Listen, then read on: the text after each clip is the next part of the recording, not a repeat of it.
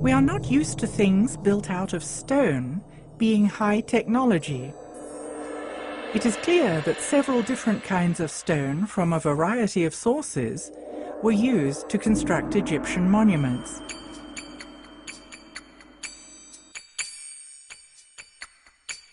Did the distinct qualities of the stones serve a special purpose?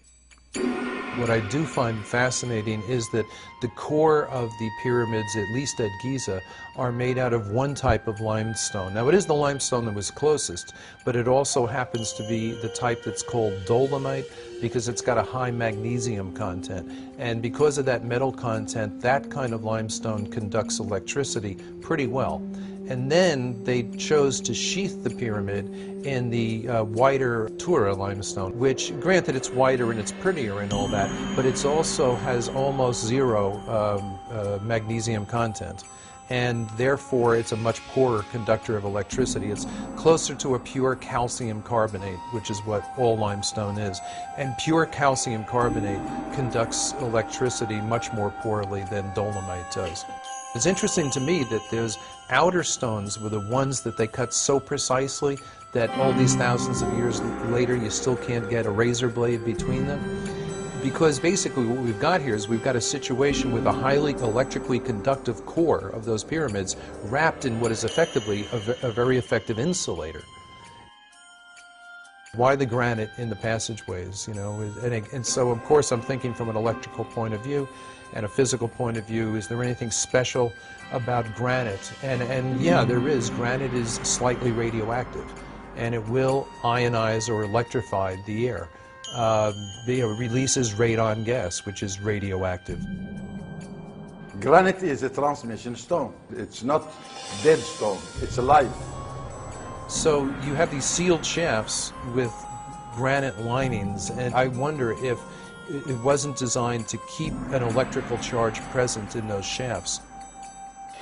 They were built exactly like, if you will, an insulated wire, only more so because you've got all the charge in the ground that's spread across the base, concentrated all the way up into this tiny spot at the top.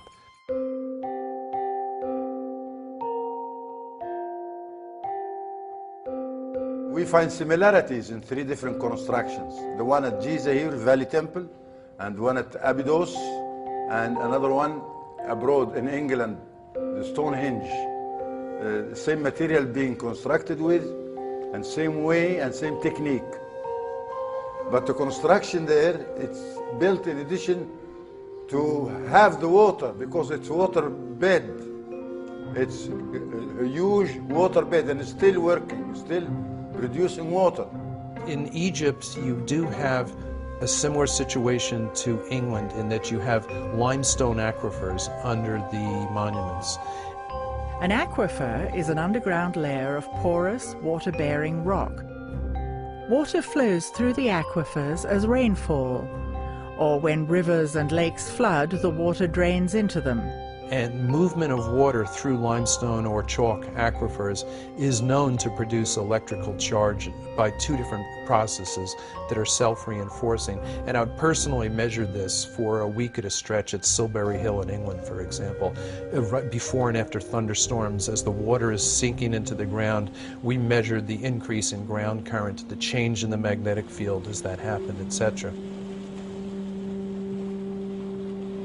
And in Egypt, you had the Nile crashing, dropping every year and then flooding again. And that movement of water up and down through the layers of limestone would generate electrical charge. Flowing water generates at least a mild electrical charge, which means it generates an electric current, which means it generates a magnetic field as well.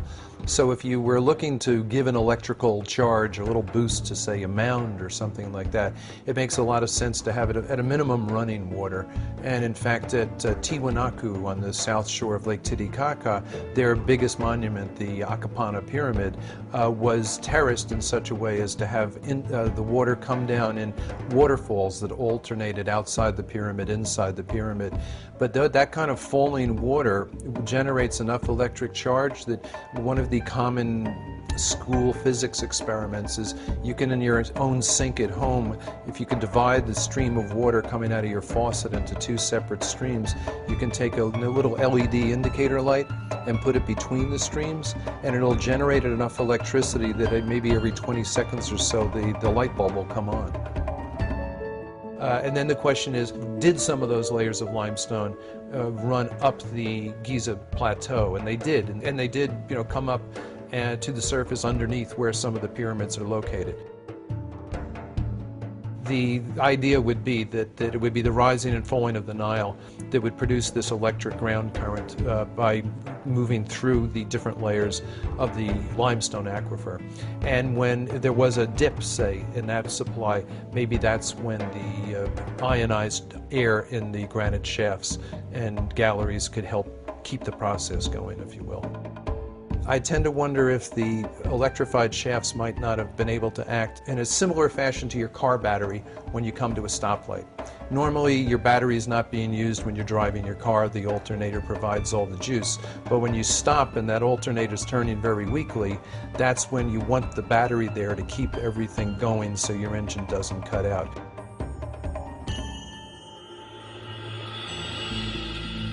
So you've got this concentration of negative charge from the ground at the peak of the pyramid or mound, and a concentration of positive charge above it. And if those two become strong enough, you can start to get brush discharge, which would mean it would glow, like ball lightning, for example.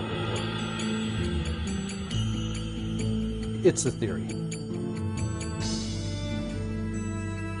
Why in the Great Pyramid is there no frescoes, there's nothing, no decorations at all? Now, some people have proposed the idea that the pyramids are actually energy machines. And so I liken this to the fact, like, you wouldn't put a decoration inside your oven. I was talking with a woman who had spent some time in the Great Pyramid, and her comment was, it felt like I was in a machine. She said it was not like this, oh, it's a wonderful shrine. She said it felt very functional. In fact, she made a comment that I actually think is probably right on. She said, I felt as if I wouldn't have wanted to be in here when it was running.